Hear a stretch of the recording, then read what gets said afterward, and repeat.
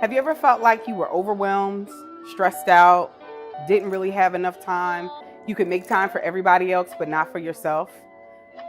If the answer to any of those is yes, then this book is for you. I've written a book called Reclaiming My Time, a Black woman's guide to self-care, with the express intention of helping women who look just like me to balance all aspects of their life. Now, I can't guarantee you that you'll never be stressed out again, but what I can guarantee you is that if you dig into the principles that I outline in my book, that you'll learn how to carry your stress so much better and live your best life. Pre-orders are available now. Click the link to grab your copy.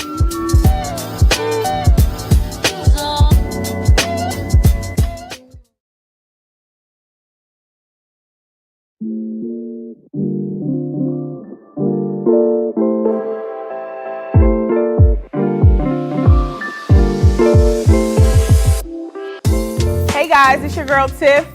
Welcome to the Change Talk YouTube channel, the official YouTube channel of Awakening Change Counseling Services. Join us here every Thursday night at 9 p.m. where we'll talk about a host of topics related to behavioral health, leadership, and self-care. Don't forget to hit the button to like, subscribe, and share with all your friends and followers. I'll see you guys soon.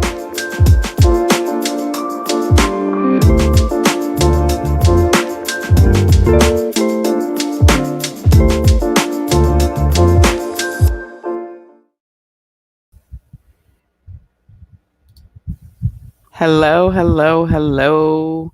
It is Thursday night again, and it's time for Change Talk. I am so grateful that you are back here with me for another discussion. If we have not met before, my name is Dr. Tiffany Jenkins.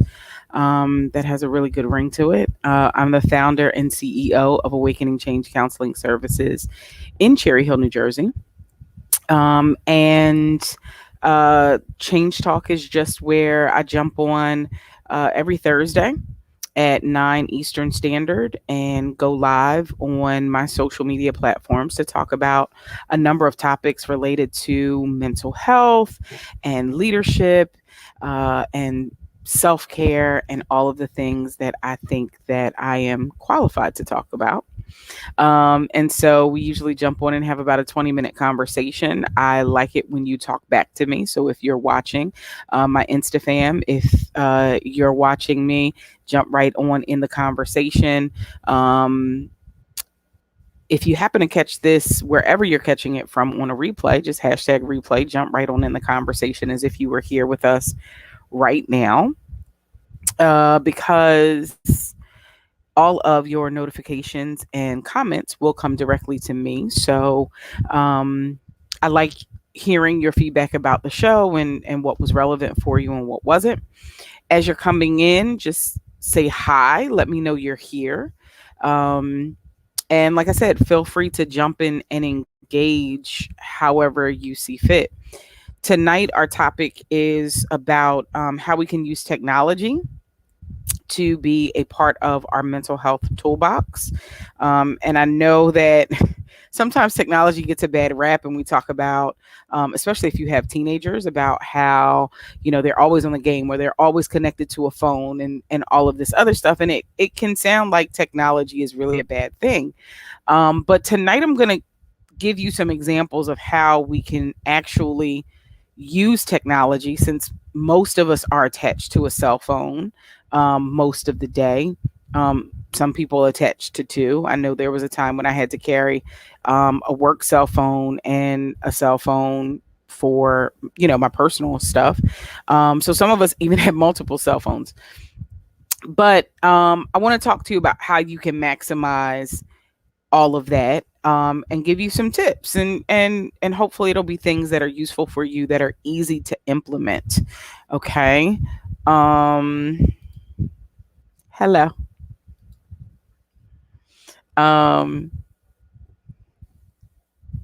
Okay. Hopefully there are things that are easy for you to implement. Okay. So let's jump in.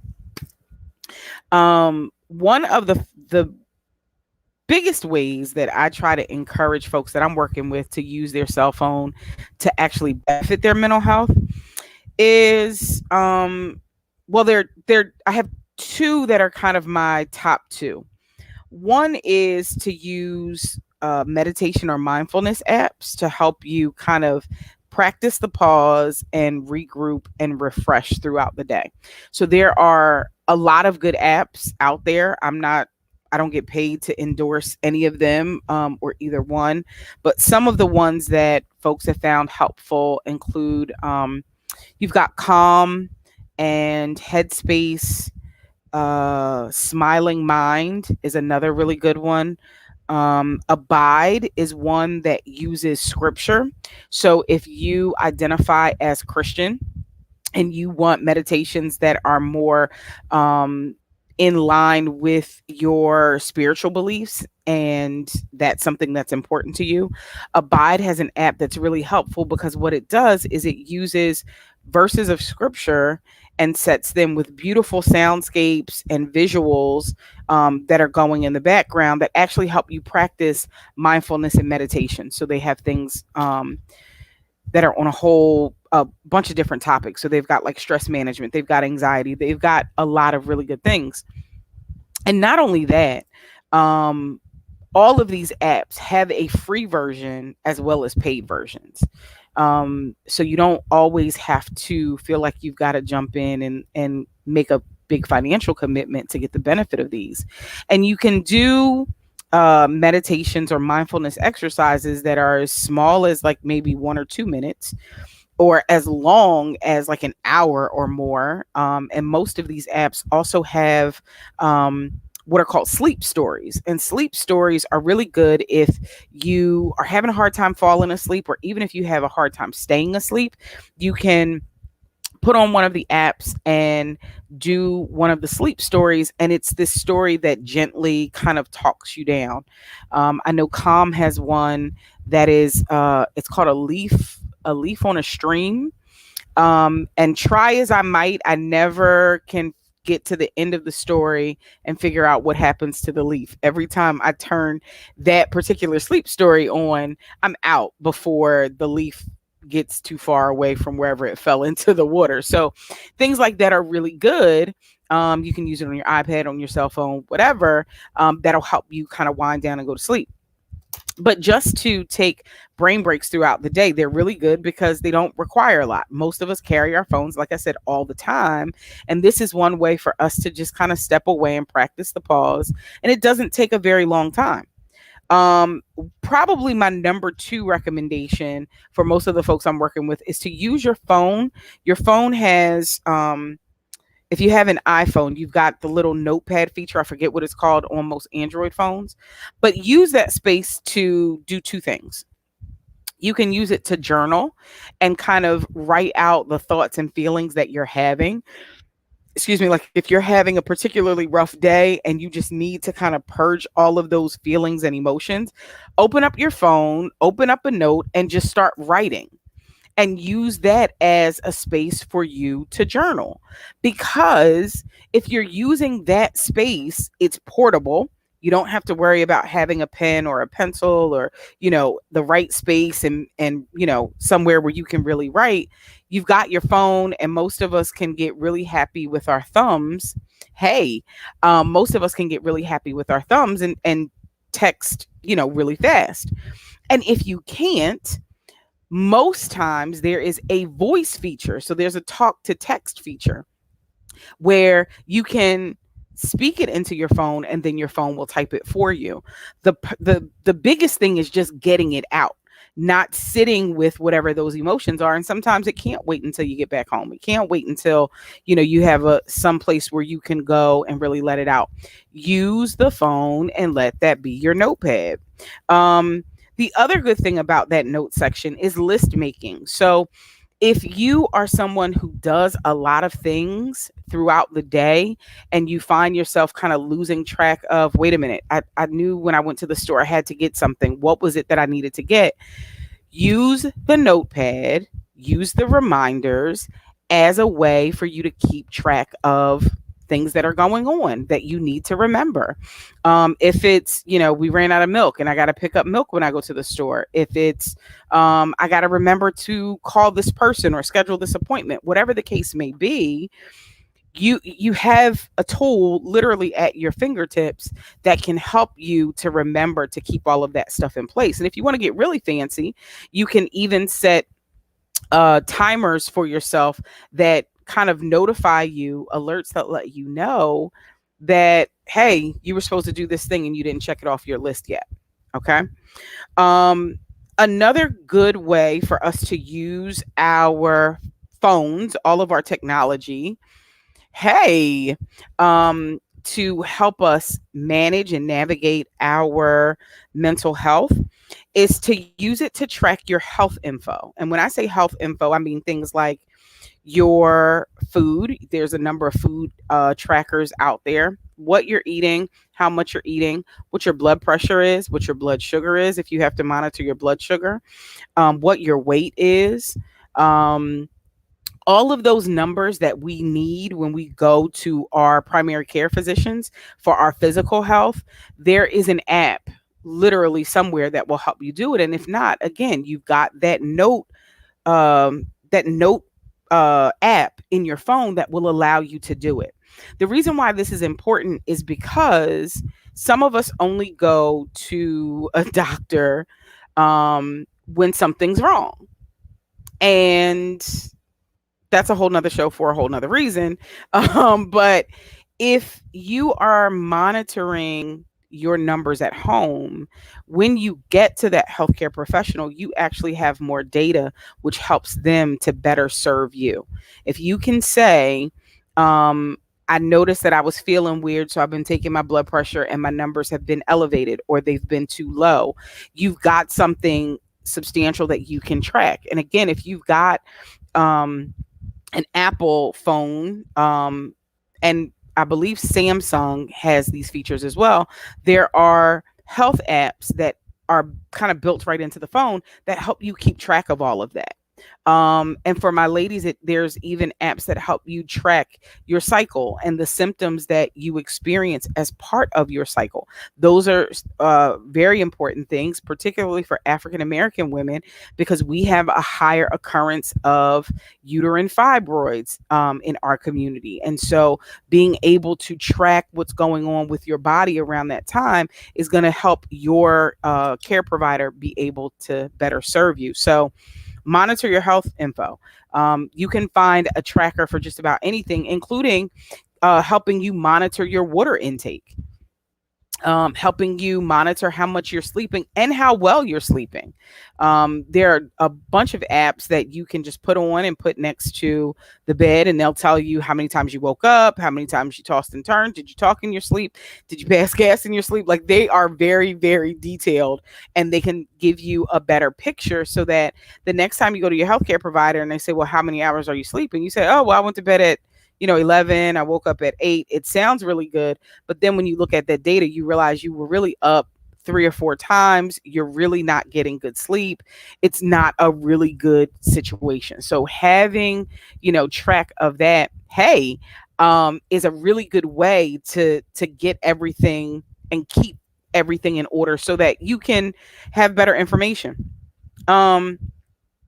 And then there are the tricky ones. So the last two I want to talk about with you are ones that a little more controversial.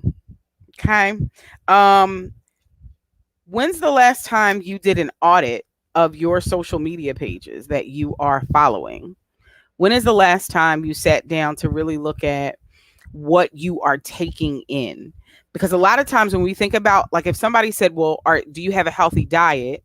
Most of the time we think about like carbs, protein, fiber, like those things, like the food that we're putting into our system. Hey, that's typically how we think about it. We think about a diet as being food, but a diet is also what you're taking in through your eyes, what you're listening to, the folks you surround yourself with. And so, okay, how can technology help me with that, Tiff? Easy. One, do an audit of your social media presence. What are you doing there? What pages are you following? Are you following a bunch of like gossip pages? Are you following a lot of news pages? Are you following a lot of inspirational pages? What are you following? What is it that you're taking in? What keeps scrolling across your news feed every day? And some of the things that may on the surface look like they're really good might really be affecting your mental health. What do I mean? If you have every news station, CNN, CBS, ABC, Fox 29, all of those things on your news feed, chances are when very tragic things happen, you're going to be overwhelmed and inundated by all of these up to the minute updates, because all of these news stations and news vessels, like, they want to give you the information, right? That's what they're there for. The problem is when something very bad happens, something that might be triggering, some tragedy, the building that collapsed, and every time they keep updating about how many survivors they found or how many remains they found, sometimes that can be triggering. When we have social unrest in different places and there's a lot of updates about, what happened, or I know for me, with the murder of George Floyd, watching how many people just kept playing that video over and over and over again. The same thing with Eric Gardner. I just couldn't take it anymore. It was too much. So I had to unfollow some of the news. Actually, I unfollowed all of the news stations that I was following, because everybody wanted to play it in the hopes of keeping you well informed. But for me, it was very triggering because it just kept getting repeated over and over and over. And there's something to be said about that repeated cycle, because in some ways it desensitizes us to seeing these things, and we just come to expect them as normal, which is not healthy. So you have to kind of take control of your social media. Yeah, I'm glad it's helpful. You have to take control of your social media. You have to set those boundaries.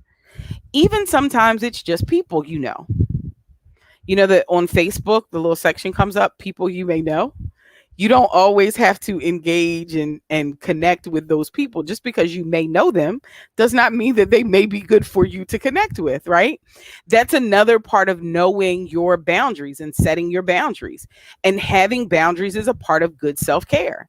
And so you've got to know when there are folks who what they choose to engage in on their social media pages is not what you choose to engage in or what you choose to partake in. You've got to start setting some boundaries. You may not completely unfriend them, but you might hide their post. You might unfollow them so that you're not kind of getting as many updates, or you might completely disconnect from them and unfriend them. The choice is completely up to you, but that's another way that we can make sure that we're aligning our technology with our self-care goals, right? And then probably the most controversial one, you can use your telephone to set boundaries with folks who are not on social media. What do I mean by that? Every phone has this beautiful feature called Do Not Disturb. Every phone has it. And you can set Do Not Disturb for a period of time, whether it's from 11 to 7, so that while you're asleep, you don't get any calls. And you can say, okay, unless that call comes from, and you can put the people who are allowed to break through that. Or you can say, nobody can reach me between those hours. Or you can just turn it on and turn it off as you need to. And sometimes you need to. There are times when you may not be sleeping, you may not be in a meeting, you may not be at work. You just may need to disconnect and have some quiet time. Use the Do Not Disturb button. It was there for a reason. When you use that and you start setting boundaries around your time and stop making yourself so overly accessible, you can decrease your stress and anxiety and your worry, all of those things that we know contribute to, heart disease and obesity and all these icky things that we're trying to get rid of.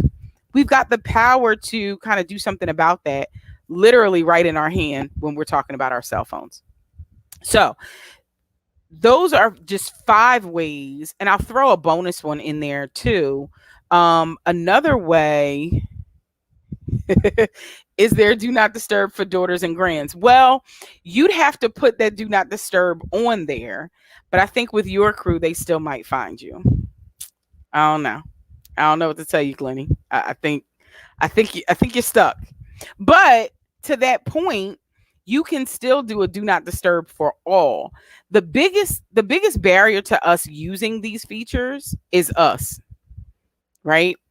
We're afraid that if we unplug and if we disconnect for 5 minutes, that somehow the world is going to implode. And we've got to change our thinking around that. We've got to really get to the point where we understand that, okay, if I take this 5 minutes, I'm going to be happier. I'm going to be calmer, all of that. So I'm going to do it. People don't understand when you don't feel like talking. But here's the thing. My theory on that is you don't have to understand, but I need what I need, right? Like, I get people all the time who will call me, for example, because they can't get my mom. And there are some times when I'll answer because I know, okay, she's not feeling well, yeah, I'll have her to call you back. And then there are some times when, full disclosure, I'll see certain numbers to pop up and I know that my mom is like not feeling well, or I don't know where my mom is, or I'm in the middle of something myself. I just don't answer the phone. It's simple. I just don't answer the phone. If it's a life-threatening situation, you'll leave all of us a message. Somebody will listen to their voicemail and we'll get back to you. But if you keep moving your boundaries, if you keep flexing your boundaries and giving other people what they need at the expense of what you need, you're going to burn out. And that burnout can lead to resentment and frustration and bitterness and a whole bunch of ugly emotions that we don't really like because they cause wrinkles and they make us look ugly. Yes. Don't answer. Just don't answer. Glenny, you're not going to miss anything. Stop being nosy. You're not going to miss anything. Take the 5 minutes and breathe. Because think about it. If it was really that serious, they would be able to get through, which is why there are like rules that you can set for your do not disturb. You can say if it's this person, then allow the call through. You can say if the phone ring, if they call back more than this many times in a minute, then let the call through. Like, there are different ways that you can set the rules. So they don't have to be a hard and fast do not disturb, although sometimes that's what we need. That is absolutely what we need. We need a hard and fast, we need to disconnect. We need to pour back into ourselves so that we have something to give to everybody else. And then here's the bonus one. At your fingertips, you have probably one of the best computers on the market in your smartphone. You can use that phone to do research to find yourself a therapist. If your mental health is in a state that is kind of out of what you feel like you can handle on your own, then do what they used to do on what was that game show, Who Wants to Be a Millionaire, and phone a friend. And in this case, the friend I'm talking about is a therapist. There are a number of directories available that will help you connect to a therapist. Yes, sometimes you can call a friend using that phone or text a friend. But sometimes the friends just don't get it and you need something that's a little bit more tailored, a little bit more in touch with, some stuff that you've got going on. So use your phone for that. But the 5 major points were to monitor your health info, to use the meditation app, to journal your thoughts and feelings, and to keep lists, right? To follow positive and uplifting social media pages and personalities, right? So that you are increasing your mental health, not fanning the flames of a mental illness. hey. And then the last one was setting boundaries by, using that do not disturb button, setting those features up and just unplugging and taking care of yourself for a little while.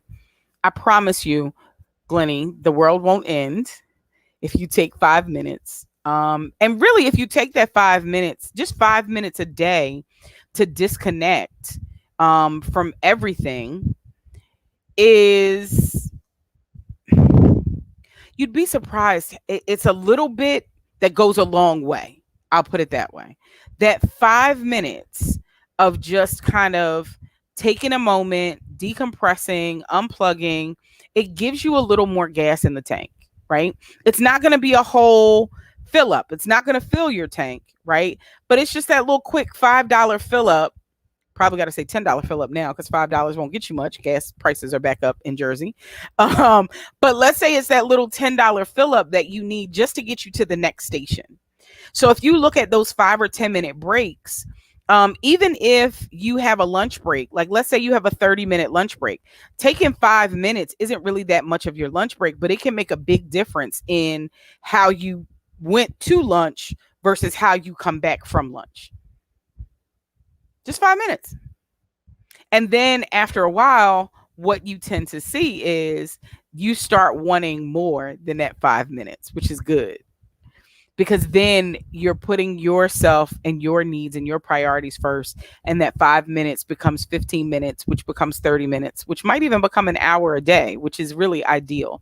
Taking an hour a day to do something that is just for you, not for anybody else, just for you. So I think, yep, I think I got everybody's comments. Yep, I got everybody's comments. So I want to say thank you guys for joining the conversation tonight. Hopefully, you guys will take some of these tips and actually use them this week. No, not in 5 minutes. Not in 5 minutes. See, that's a whole mindset shift, Glennie, that you have to make. You've got to convince yourself that it's going to be okay. You got to get out of that anxious side of your brain, but that's a whole nother conversation. But I do want to say thank you guys for joining me. And let me know, like I said, if you happen to join late or you're watching this on the replay, just put in hashtag replay, jump right into the conversation. And if you have any questions or comments, feel free to drop them in my inbox or shoot me a message on the website, www.awakeningchange.org. We had a few delays with our pre-orders. If you were one of our VIPs who pre-ordered your copy of the book, we had a delay twice now. The books have gotten to the UPS depot, and then they shipped them right back to the printer. Why? I will never know. So maybe the third time's a charm. I need you guys to put some prayer on that so that we can finally get these books out to you guys. I'm hoping by this Friday. The printer thinks that they have identified the problem, and so we're going to try this one more time. So hopefully you will be getting your book soon. I'm super, super excited that the book is now on Amazon for ahead of its release date. If you go there to order, it'll just tell you that they don't have them in stock yet. That's because they're not going to be available until the 30th to the public. But if you got yours in already, you don't have to worry about that. And we have been communicating with some of the local Barnes and Noble stores and trying to arrange some meet the author events there. So if you're not already signed up for the newsletter, go to the website and sign up on the newsletter. I would love to meet some of you in person if we haven't met already. And sign your copies of the book if you're not part of our VIP crew that already has theirs secured and ready to go. But But I really do appreciate all of your support. If there are topics that you like to discuss, again, www.awakeningchange.org, or just drop me a message in my inbox. And I'd love to hear your suggestions. Next week, I am very, very excited because on next Friday, actually, is World Against Trafficking Day, Human Trafficking Day. And so on next week, I'm going to be talking to Miss Sakina Love from an organization in Philadelphia called Redeemed for a Cause. And she does work with human trafficking victims, and she does a lot in the way of prevention. So if you have young folks, men and women, because it's not just women, young women who are being trafficked, if you have young men and young women, I would strongly encourage you to go to the YouTube channel, subscribe so that you get the notification when we're going live, so that you can definitely be a part of that conversation. She is a wealth of knowledge and information. She's doing some really great work in the city of Philadelphia. Next week, our show may be a little bit longer because we've got a lot to cover, and I guarantee you, you don't want to miss it. She is doing some amazing work on a cause that I don't think gets enough exposure, particularly in our communities, our being African American communities, and this is something that is disproportionately affecting us. So I would strongly, strongly, strongly encourage you guys to join me again next week, wherever you happen to be tuning in. But if you go to the YouTube channel, you'll definitely get the notifications for when we're live. So I don't see any more comments. So, guys, that's it for me. I want you to please take care of yourselves. We got a new Delta variant that is starting to act up out here. So please, please, please stay safe and be well. And I will see you all next week. Take care.